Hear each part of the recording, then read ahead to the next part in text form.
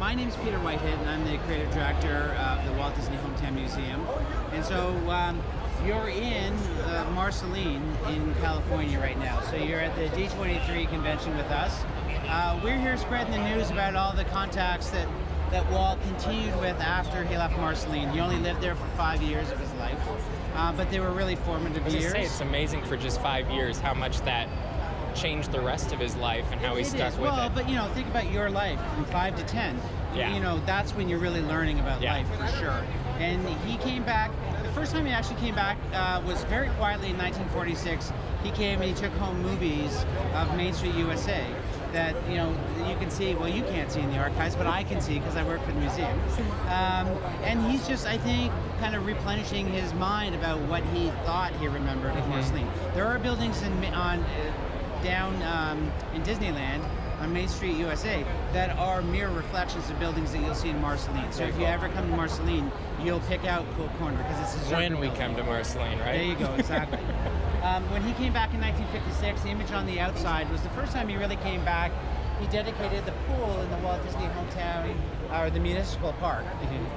He came, and those are the kids sort of running to be first in the water. Okay. Second time he came back, 1960, to dedicate the Walt Disney School. Okay.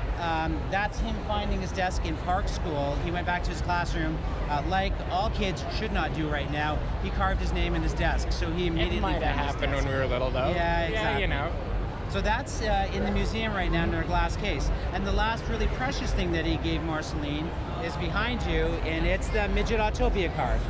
That midget Autopia car that you see beautifully spinning around in our booth was last used in Disneyland. Wow. When he gave that donation in 1966, that car actually never made it onto the track to Marceline. They kept it aside as a backup car. 10 cars were given to us. Walt and Roy donated. Sadly, Walt passed away about 5 months after the donation. Right. And the Disney company, Roy had stuff to do. He was getting Disney, he promised to get Disney World finished at the time. And that ride was left to Marceline to support, and that small town just couldn't support it. So it lasted 11 years. Okay. At that time, that ride was 21 years old. Wow. It was an old ride. It lasted 10 years in Disney, 11 years in Marceline. It was falling apart, and the city couldn't support it. So what we're doing, the city and the museum right now, is doing a Kickstarter campaign to bring back Marceline's Autopia. And where can they go to join that campaign? So they can go to bringbackautopia.com. They can search for us on Kickstarter. Okay. People at D23 are giving donations, and they get to sign the bench, and that's going to go into Walt's barn back home. If you ever come to Marceline, you can go onto the Disney farm, you can go into Walt's barn, and you're invited to leave your signature. Oh, cool. This is that connections for people who might not be able to make it to Marceline. Yeah. They can get their signature transported magically in the back of a van, thanks to me and 4 days of driving back to Marceline.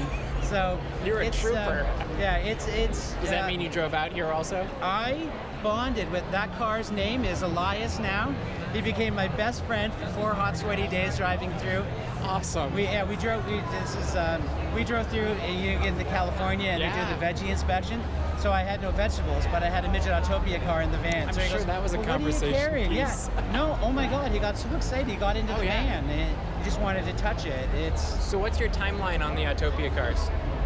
To get it back? Yeah. So next year, 4th of July, is the 50th anniversary of Walt's gift. Cool. And I would love for it to be up and running to celebrate that 50th anniversary. So, the Kickstarter campaign is the first chance for fans to come together. Corporations have come and talked to us about joining, and I love that they want to join us. And I've asked them to hold off because I think fans should have the first right to, I don't want a company to come in and buy up all the invitations to the parties and all the cars and everything.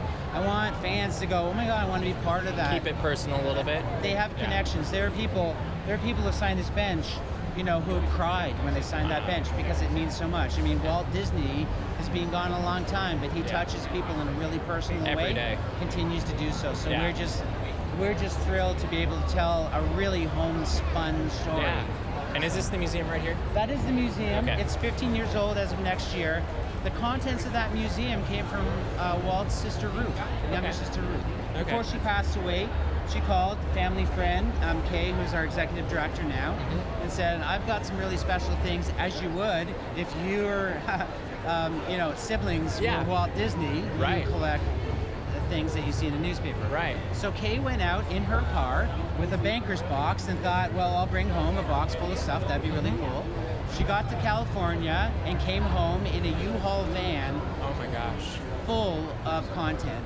Wow. Really precious, amazing content. If you go into the room in the museum that we call the Ruth Room, there are personal letters that Roy and Walt have sent to Ruth and back and forth that span 10, 15 years that tell such an intimate, personal story that you just can't get anywhere else. It's, if you're ever in Missouri, to complete the Disney story, you have to come to the museum in Marceline and experience what it's like to grow up in the 1900s on a farm in Missouri. Awesome. Well, thank you for your time. Thank you for your time.